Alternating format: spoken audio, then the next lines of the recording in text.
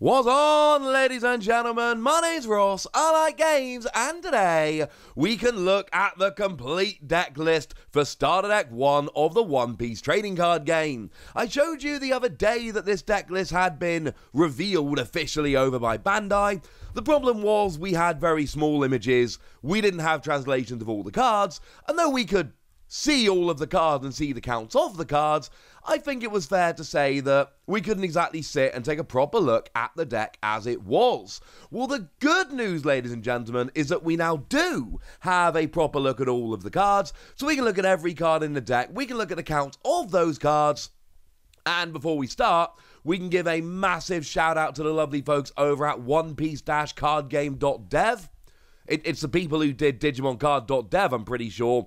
And that is a wonderful resource for researching and looking up stuff for the Digimon TCG. I rather suspect this is going to be one for the One Piece TCG.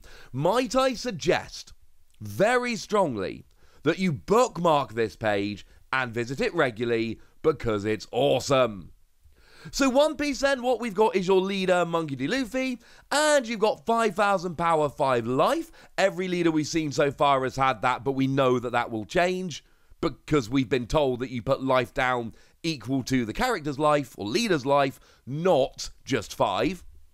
And you've got an activate main once per turn that lets you attach one of your rested Don cards to one of your characters or this leader, which is going to help you to pay for some of those skills. So that's your leader, you only get 1 copy, that's the way it works. So we've got ourselves 4 copies of Usopia. This is a fairly small character, 2 cost 2,000 power. It does have counter plus 1,000, that is to say, remember when you're being attacked, the attack player can activate any number of counter cards from their hand. What you're essentially doing there is building up your power so you don't get beaten and lose a life. Not all characters have this, and a lot of characters with skills don't, so this is nice. And you've got Don X2. When you are attacking, your opponent cannot activate blocker of 5,000 power or higher characters during this turn, which is really, really nice. There are a few cards in this red starter deck, we'll get to them all, that do stop your opponent blocking. This is one of them, admittedly only on smaller blockers, but still, and this is good. Don X2, remember, says you need to attach that many Don in order to activate the skill. There is also a trigger that just lets you play this card. Triggers come in essentially when the card is taken as a life, so being able to play it for free, yes. That's good. You then have a playset of Karoo, and if I mispronounce any of these, I'm very, very sorry. I promise you I'm going to watch a bunch of One Piece. And this is just a vanilla card. 1 cost, 3,000 power, and you can counter for 1,000 power. It's your generic super cheap vanilla card. Simple as that. We have a playset coming in here of Sanji. Now this is 2 cost, 4,000 power, but for Don X2 you get Rush, which is to say you can attack the turn that it comes into play. This is another thing we've seen with red cards that I don't believe we've seen with any non-red cards yet.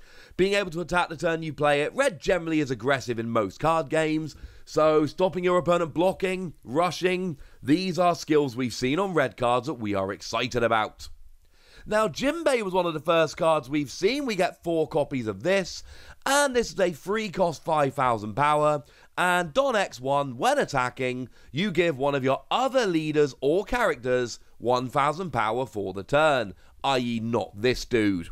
But still, building up extra power, your opponent's going to be countering to build up their power to try and make sure you can't get through. This seems like one of the big back and forths in the game is going to be building up power to try and get attacks through, or stop them going through. Now, Tony Chopper comes through as a playset here. 1 cost, 1,000 power, blocker. Simple as that. And blocker, as you would expect, lets you rest the card to redirect an attack towards it. And that's fine. It's a super cheap blocker. If the game's anything like Digimon, you're going to need blockers, and this is a super cheap blocker. We've got a playset of Nami coming in here. Now, this is 1 cost, 1,000 power, and you do have 1,000 counter on a character with a skill. You can activate during the main phase once per turn, attach one of your rested Dom to your leader or one of your characters. Now, you might notice that that's basically the same skill as we see on Monkey D. Luffy here. Both of them have activate main once per turn, attach one of your rested Dom to your leader or one of your characters. Yeah. So this is just going to help you pay for those skills throughout the game. It's going to combo very well with Monkey. This seems good. Nico Robin is another vanilla character. Free cost 5,000 power is nothing to get excited about. 1,000 power as a counter. It's all fine, but it's a vanilla card. I can see the point of something like Karoo being a super cheap vanilla card, but I think by the time you get into free cost, I'd rather have a decent skill. Now, Nefertari Vivi is another vanilla character, 2 cost 4,000 power. The vanilla characters tend to have 2,000 more power than their cost. And they tend to have counter plus 1,000, which this one does. And that's it. And actually, while we're here, we might as well mention Frankie, 4 cost 6,000 power and plus 1,000 counter. So again, we see the same kind of thing here, whereby you got an extra 2,000 power over your cost and you can counter, that's fine. Now, all of those cards I've mentioned so far come as playsets, other than your leader for obvious reasons. The rest of the cards here, like for instance Brooke, come as 2-ofs. And this is important. Playsets of cards are 4-ofs. You can play 4 of each card in a deck. And although it hasn't been, I suppose, confirmed yet, remember these cards are numbered as starter deck cards. They're not OP1, they're ST-01. What that means is, if it's anything like Digimon, and I've explained in multiple videos why I'm almost certain it will be, what that means is all of these cards will be exclusive to this starter deck. Now, don't get me wrong, there is a very good chance in the future that some of these will be reprinted as alternate art, just like we've seen in Digimon, but the general rule is that these cards can only be found in the starter deck.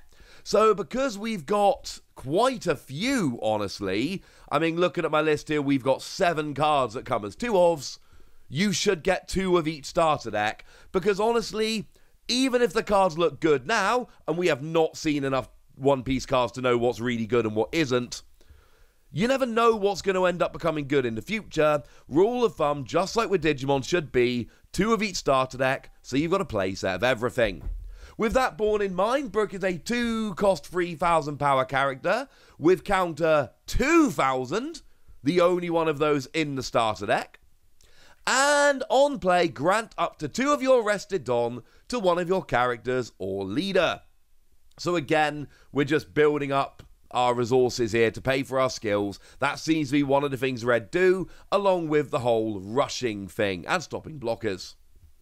We've then got Monkey D. Luffy, the character, and I don't think this has actually been said officially, but look, they're not going to make a starter deck which is illegal in tournament play, so the fact that you've got a monkey leader and a monkey character means that you can have as many of each type of character as you like, as long as they've got different numbers.